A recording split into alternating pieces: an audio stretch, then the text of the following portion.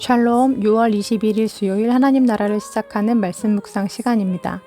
오늘 아침 하나님께서 우리에게 주시는 말씀은 로마서 12장 1절에서 8절까지의 말씀인데요. 오늘의 말씀을 청년누리 윤예원 자매가 봉독해 주시겠습니다. 하나님의 말씀을 경청하십시오. 그러므로 형제들아, 내가 하나님의 모든 자비하심으로 너희를 권하노니 너희 몸을 하나님이 기뻐하시는 거룩한 산 제물로 드리라. 이는 너희가 드릴 영적 예배니라. 너희는 이 세대를 본받지 말고 오직 마음을 새롭게 함으로 변화를 받아 하나님이 선하시고 기뻐하시고 온전하신 뜻이 무엇인지 분별하도록 하라. 내게 주신 은혜로 말미암아 너희 각 사람에게 말하노니 마땅히 생각할 그 이상의 생각을 품지 말고 오직 하나님께서 각 사람에게 나누어 주신 믿음의 분량대로 지혜롭게 생각하라. 우리가 한 몸에 많은 지체를 가졌으나 모든 지체가 같은 기능을 가진 것이 아니니 이와 같이 우리 많은 사람이 그리스도 안에서 한 몸이 되어 서로 지체가 되었느니라. 우리에게 주신 은혜대로 받은 은사가 각각 다르니 혹 예언이면 믿음의 분수대로, 혹 섬기는 일이면 섬기는 일로, 혹 가르치는 자면 가르치는 일로, 혹 위로하는 자면 위로하는 일로, 구제하는 자는 성실함으로, 다스리는 자는 부지런함으로, 긍휼을 베푸는 자는 즐거움으로 할 것이니라. 아멘. 광성교회 시절 젊은 부부 목고지에서 박총 목사님을 모시고 일상 형성에 대한 강의를 들은 적이 있습니다. 그 시간이 제게는 편협했던 저의 예배에 대한 고정관념이 깨지는 시간이었는데요. 목사님께서 꼽으신 일상 속 4가지 예배의 언어는 첫 번째가 향유, 두 번째가 노동, 세 번째가 자족, 네 번째가 연대였습니다. 엄청나게 큰 것이 아니라 이미 하나님께서 우리 삶에 베풀어 주신 소소한 선물들을 발견하고 기뻐하고 그것을 누리게 해주신 하나님께 감사하고 찬양하는 것, 그것이 바로 일상 속의 향유의 예배라고 하셨고, 또 그 향유는 땀 흘려 열심히 일하는 노동이 먼저 선행될 때 향유가 향유다워질 수 있다고 하시면서 노동의 예배에 대해서도 강조하셨습니다. 그리고 세 번째는 자족의 예배인데요. 평생을 물질적인 부나 사회적 성공을 욕망하면서 그것에 내 인생 전부를 바치는 게 아니라 진짜 인생의 주인 되신 하나님을 경외하면서 내 삶에 하나님께서 베풀어 주신 것들에 자족하면서 이웃과 함께 나누는 삶, 그것이 바로 자족의 예배라고 하셨습니다.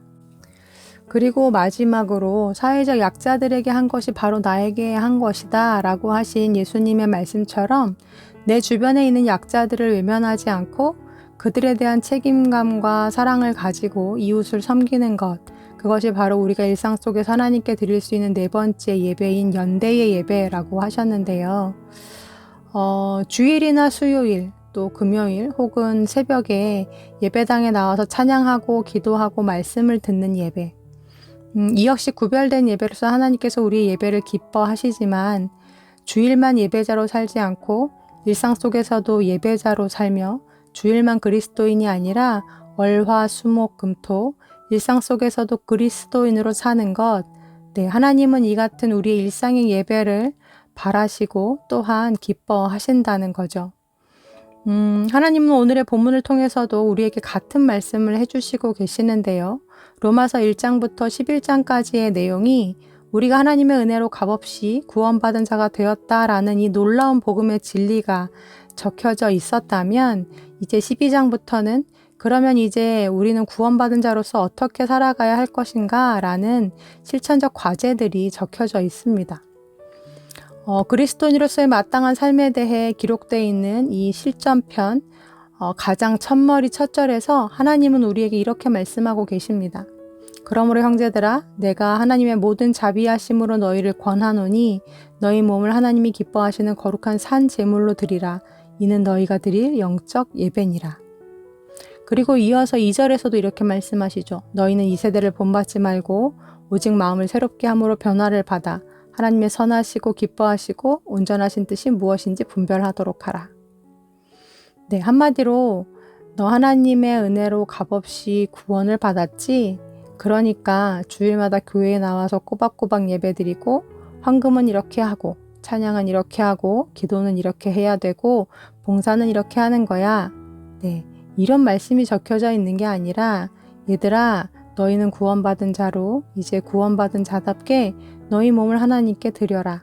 세상을 위해 만몬을 위해 너희 영혼과 열심과 뜻을 바치지 말고 하나님께 온전히 너희 생각과 뜻과 마음과 삶을 드려라. 그리고 세상 속에서 다른 사람들과 똑같이 세상의 문화와 가치관에 동화되지 말고 무엇이 진짜 하나님이 원하시는 뜻인지 하나님이 기뻐하시는 뜻인지 분별하고 그것을 선택하고 순종하는 삶을 살아라 라고 말씀하고 계시는 것입니다. 하나님은 우리를 하나님의 형상을 닮은 존재로 처음 창조하셨는데요. 그렇다면 하나님 닮음은 무엇이냐? 우리는 어떤 존재인가? 네, 한번 3단 문법으로 이야기해 볼까요? 하나님은 사랑이시다. 나는 하나님을 닮았다. 고로 나는 사랑하는 존재다.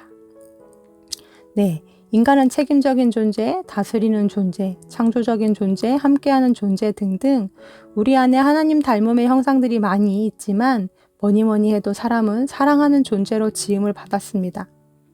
그래서 우리 안에는 사랑이 있죠.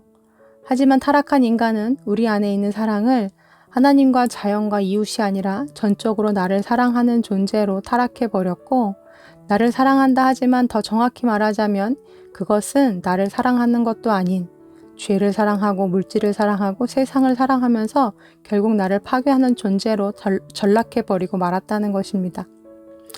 우리는 그래서 하나님을 사랑하는 것을 회복할 때 진정 나를 사랑하는 것을 회복하게 됩니다.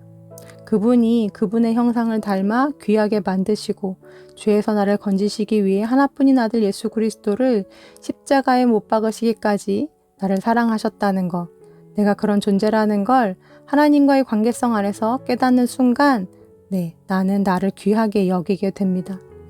또한 똑같은 사랑으로 지음을 받고 똑같은 사랑으로 건짐을 받은 내 이웃에 대하여 사랑할 수 있게 되고 같은 약함을 가진 자로서 서로를 긍휼히 여길 수 있게 되죠.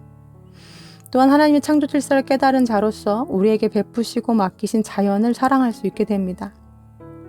아담과 하와는 그렇게 일상 속에서 하나님을 사랑하고 자신을 사랑하고 서로를 사랑하면서 또 자연을 사랑하는 예배자로 지음을 받았습니다. 그들이 일주일에 1시간 시간을 정해놓고 예배를 드린 건 아니지만 에덴을 누리고 살면서 하나님을 찬양하고 땀 흘려 에덴을 가꾸고 또 자족하고 감사하면서 또한 약한 자들을 섬기고 도우면서 그들이 살아냈던 모든 삶이 곧 예배였습니다. 모든 시선과 마음과 중심과 뜻과 삶이 하나님을 향해 있었던 그 처음 에덴에서의 삶, 그것이 바로 그들이 하나님께 드리는 예배였고 하나님은 그 예배를 기뻐하셨다는 거죠. 이사야 1장 11절에서 12절 말씀에는 이런 말씀이 있습니다. 여호와께서 말씀하시되 너희의 무수한 재물이 내게 무엇이 유익하뇨? 나는 순양의 번제와 살찐 짐승의 기름에 배불렀고 나는 숫송아지나 어린 양이나 순념소의 피를 기뻐하지 아니하노라. 너희가 내 앞에 보이러 오니 이것을 누가 너희에게 요구하였느냐? 내 마당만 밟을 뿐이니라. 또 누가복음 11장 42절에서 하나님 이렇게 말씀하십니다. 화있을진저 너희 바리새인이여 너희가 박하와 운향과 모든 채소의 11조는 들이되 공의와 하나님께 대한 사랑은 버리는도다. 그러나 이것도 행하고 저것도 버리지 말아야 할지니라. 아멘. 하나님이 우리에게 바라시는 것은 어떤 정해진 예식이나 율법적 행위가 아닙니다. 하나님이 우리에게 원하시는 것은 예배자로서의 삶, 그리스도인다운 삶, 그리고 구원받은 자로서의 거듭난 삶입니다. 그리고 이후 3절부터 진짜 하나님이 우리에게 바라시는 삶이 기록되어 있는데요. 하나님께서 진정으로 기뻐하시고 바라시는 삶은 우리 서로가 서로를 위해주고 사랑하는 삶이라고 말씀하십니다. 교만하지 말고 겸손하게 하나님이 우리에게 주신 은사들로 서로를 섬기라고 말씀하시죠. 그 구체적인 예가 나와 있는 6절 말씀부터 8절까지의 말씀을 메시지 성경으로 읽어드립니다. 설교하는 일이라면 하나님의 메시지만을 전하고 그와 상관없는 내용을 전하지 마십시오. 돕는 일이라면 도와주기만 하지 월권하지 마십시오. 가르치는 일을 한다면 여러분이 가르치는 바를 고수하십시오. 격려하고 안내하는 일이라면 으스대지 않도록 조심하십시오. 책임자 위치에 있다면 멋대로 권력을 휘두르지 마십시오. 곤란에 빠진 사람들을 원조하는 일에 부름받았다면 늘 눈을 크게 뜨고 잘 살펴 신속하게 움직이도록 하십시오. 불우한 사람들과 더불어 일하는 사람이라면 그들 때문에 화를 내거나 우울해지지 않도록 하십시오. 늘 얼굴에 미소를 띠고 일하십시오. 네. 이것이 바로 하나님이 말씀하시는 영적인 예배, 일상 속에서 우리가 하나님께 드려야 할 예배라고 말씀하시는 것입니다. 한마디로 얘들아, 나는 너희들이 진짜 사랑을 하면 좋겠다. 진심으로 서로 사랑하면 좋겠다 라고 말씀하십니다. 우리가 예배자로서 주일에 예배를 드리기 위해 애를 쓰는 만큼 또 예배 시간을 지키기 위해 또 봉사를 하기 위해 최선의 노력을 다하는 만큼 일상의 삶에서도 하나님의 뜻을 분별하기 위해 그리고 그 기뻐하신 하나님의 뜻을 살기 위해 무엇보다 사랑하기 위해 애를 쓰는 사람들이 되었으면 좋겠습니다. 그러기 위해 우리 몸을 하나님께 산 제물로 드리는 우리 높은 또 우신교회 성도님들 다 되시기를 간절히 기도합니다. 아멘. 함께 기도하시겠습니다. 하나님, 우리도 어느새 바리새인이 되어 있진 않은지 말씀에 비추어 우리 자신을 돌아봅니다. 하나님이 넘지 말라 하신 선을 넘나들며 때론 내가 하나님이 되기도 하고 같은 피조물, 같은 가치를 가지고 있는 사람인 것을 그보다 나를 높이며 남을 깎아내리고 교만이 굴지 않았는지 조심스럽게 돌아봅니다. 하나님, 우리의 일상의 영성을 회복할 수 있도록 도와주시고 주일만 예배자, 이름만 그리스도인이 아니라 일상의 모든 삶에서 예배자요, 그리스도인으로 살아가는 우리들이 되게 하여 주옵소서. 오늘도 사랑하기를 위해 내 몸을 하나님께 산제물로 드리는 우리들이 될 수 있도록 하나님 함께하여 주옵소서. 예수님의 이름으로 기도합니다. 아멘.